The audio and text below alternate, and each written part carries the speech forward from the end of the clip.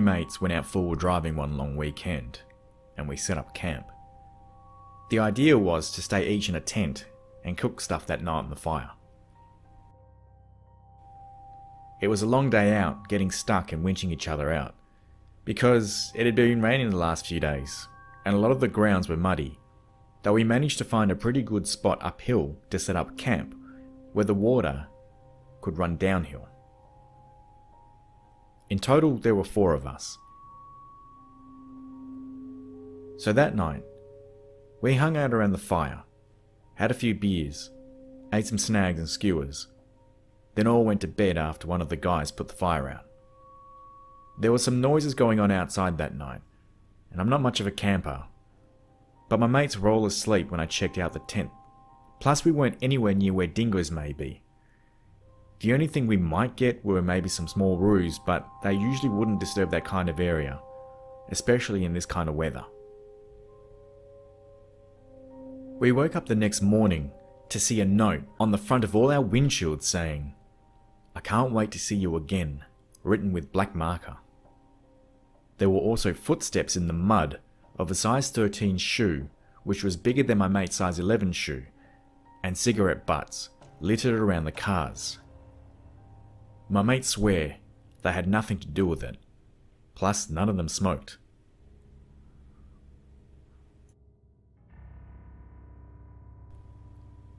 I was in my early 20s and backpacking around Australia in the 80s with my younger brother, who I'll call Daz. When Daz and I both finished high school, we decided to backpack around Australia together, so we saved up all our money from shift work and hiked in hitch rides to iconic landmarks.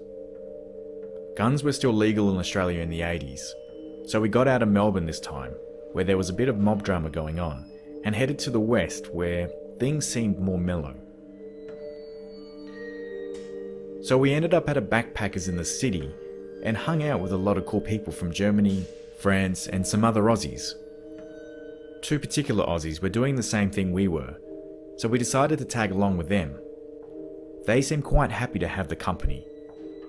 We'd obviously pay our own ways, but at least we'd get to share the experiences together, because we were basically going to see the same things. We planned to set off the next morning with them. The next morning, we went down to the lobby to wait for them. After about an hour or so, we were still waiting for them, so we went to go up to their room and check on them. When we knocked on the door, there was no response. We waited a bit more, then we went back to the lobby and asked if the people from that room checked out. They said no, and eventually they went up and checked their room. After no response, they unlocked their door. All their stuff was there, but they were gone. We figured they'd left without us, so we decided to continue on with our trip and return to Melbourne a week later. That's when we saw a missing persons report on the news for the 2 Aussies we were meant to backpack with. Their families had reported them missing as they were last seen at the backpackers we stayed at that night. They're still missing till this day, without any leads.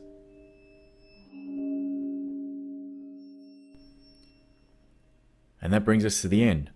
If you liked the video, please give it a thumbs up. Let me know what you thought in the comments below, and if you have any suggestions or would like to send a story, you can find the social media and email links in the description below, or you can let me know in the comments what you'd like to see next. I've got a few of your ideas, I've still got more videos to put together, so if your story hasn't been read yet, stay tuned, I will be getting to them. Have a good one, guys.